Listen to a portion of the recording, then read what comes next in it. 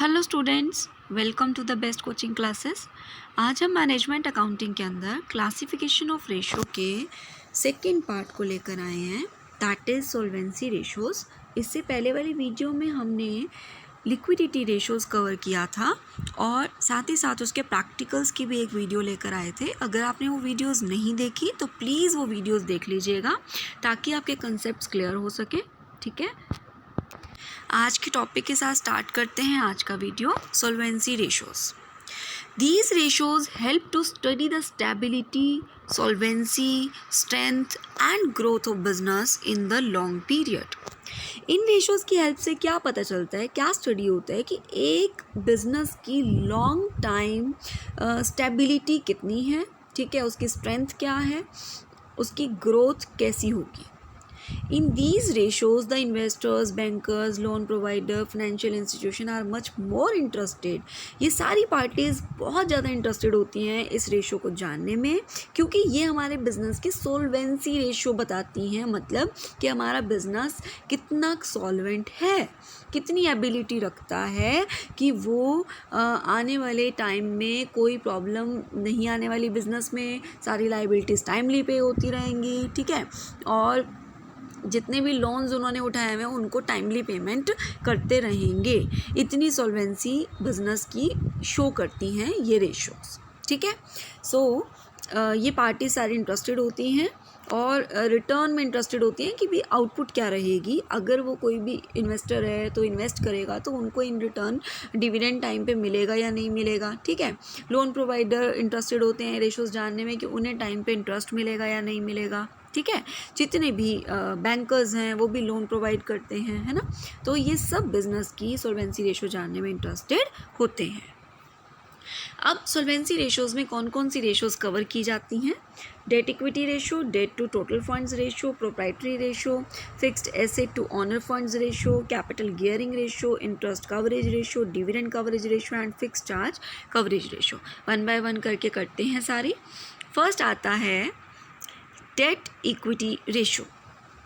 Date और equity, debt को हम लॉन्ग टर्म लोन्स यानी कि लॉन्ग टर्म बोरोइंग्स बोलते हैं और इक्विटी को हम शेयर होल्डर फंड्स बोलते हैं। इस रेशो को फाइंड आउट करने का जो हमारा फॉर्मूला रहता है वो रहता है long term loans divide by share holder funds, means long term borrowings divide by equity, ठीक है। So debt equity ratio is a measure of relative contribution of the creditors and share holder और owners in the capital employed in the business. हम दूसरे शब्दों में कह सकते हैं कि ratio of total long term debt and equity capital in business is called debt equity ratio. As we can see in the formula, कि formula क्या है, लॉन्ग टर्म लोन्स अपॉन में शेयर होल्डर फंड्स, मीन्स ये relation बताता है हमारे long term debt और equity capital के बीच में, ठीक है। सो लॉन्ग टर्म लोन्स में हम क्या क्या इंक्लूड करके चलते हैं? Debentures, bank loan, bonds, loans from financial institution and public deposits. Share holder funds में क्या इंक्लूड करते हैं?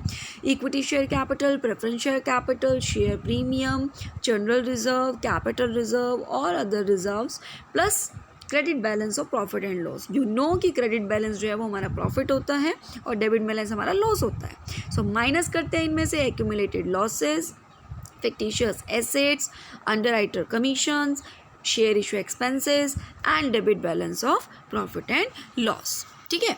सो डेट इक्विटी रेशो का अगर हम स्टैंडर्ड रेशो देखें तो वो 2:1 होता है। 2:1 होना चाहिए, ठीक है, ये इसके स्टैंडर्ड रेशो है। नेक्स्ट चलते हैं debt to total funds ratio.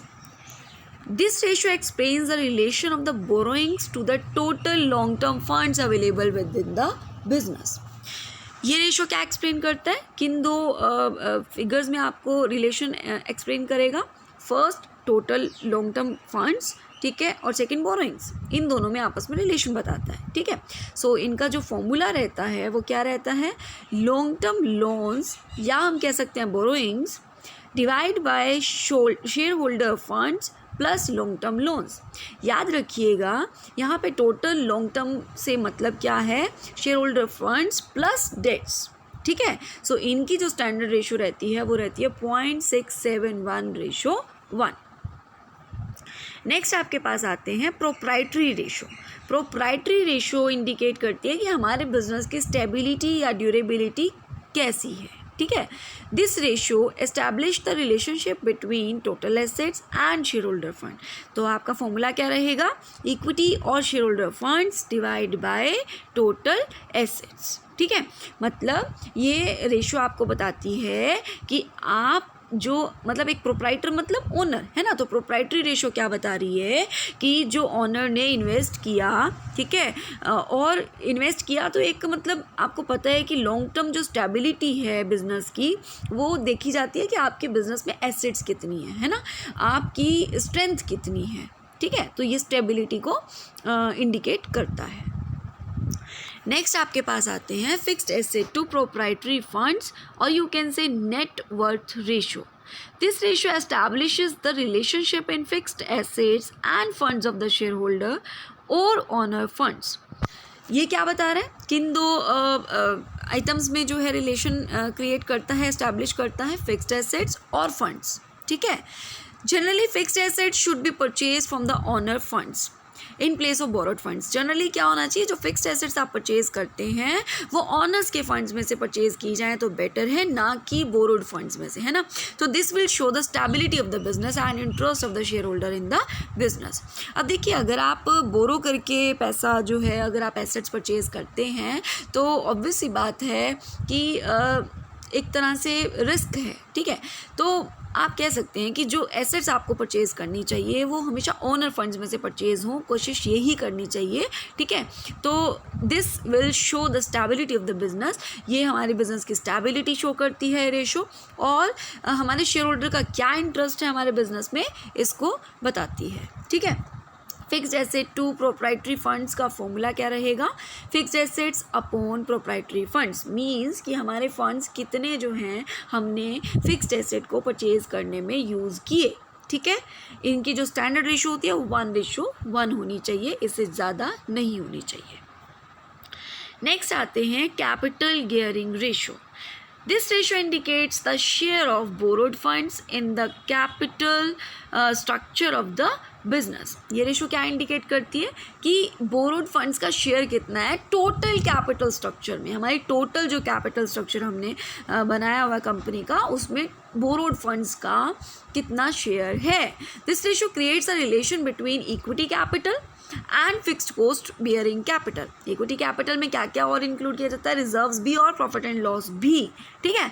और फिक्स्ड कॉस्ट बियरिंग कैपिटल में प्रेफरेंस शेयर्स भी इंक्लूड होते हैं और ऑल इंटरेस्ट बियरिंग लोन्स भी इंक्लूड होते हैं।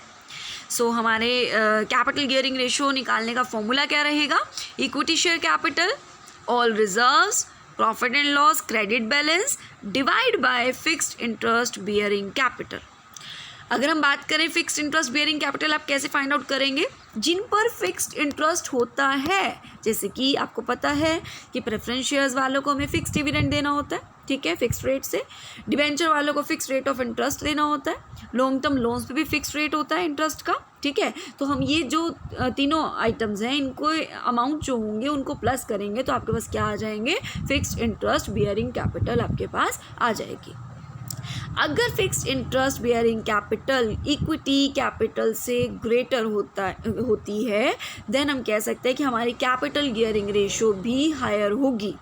अगर हमारा फिक्स्ड इंटरेस्ट बियरिंग कैपिटल जो है लेस देन होगा इक्विटी कैपिटल से, तब हमारी कैपिटल गियरिंग रेशो जो है वो लोअर होगी। नेक्स्ट आपके पास आते हैं interest coverage ratio. Interest coverage means name ही सजेस्ट कर रहा है कि कितने टाइम में इंटरेस्ट कवर हो जाएगा, ये रेशो ये इंडिकेट करेगी, ठीक है। ये किन के बीच में रिलेशन बताएगी, in earning before interest and tax and fixed interest charges to be paid on the borrowings by the business, ठीक है। अब यहाँ बिफोर इंटरेस्ट एंड टैक्स क्यों लेते हैं, क्योंकि जो इंटरेस्ट पे किया जाता है वो टैक्स से पहले पे किया जाता है, ठीक है। और इंटरेस्ट से भी पहले इसलिए ले रहे हैं क्योंकि हमें यही तो फाइंड आउट करना है कि कितना कवर कर पा रहे हैं हम, ठीक है।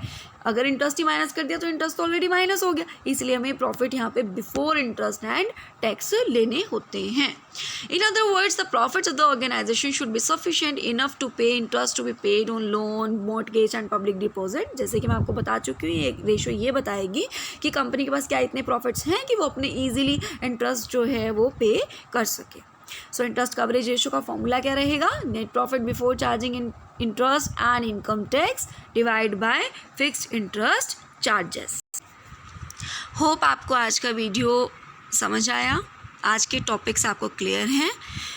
अगर कोई भी डाउट हुआ तो प्लीज़ कमेंट बॉक्स में आप मुझे लिख सकते हैं, मैं आपको उनके रिप्लाई ज़रूर दूंगी। अगर वीडियो पसंद आए प्लीज़ लाइक कीजिए, शेयर कीजिए, चैनल सब्सक्राइब कर लें, साथ ही साथ बेल आइकन क्लिक कर लें ताकि आने वाले वीडियोस के अपडेट्स मिलते रहें आपको। मैं नेक्स्ट वीडियो लेकर आऊँगी जो आपके सॉल्वेंसी रेशोज़ हैं उनके प्रैक्टिकल्स के साथ।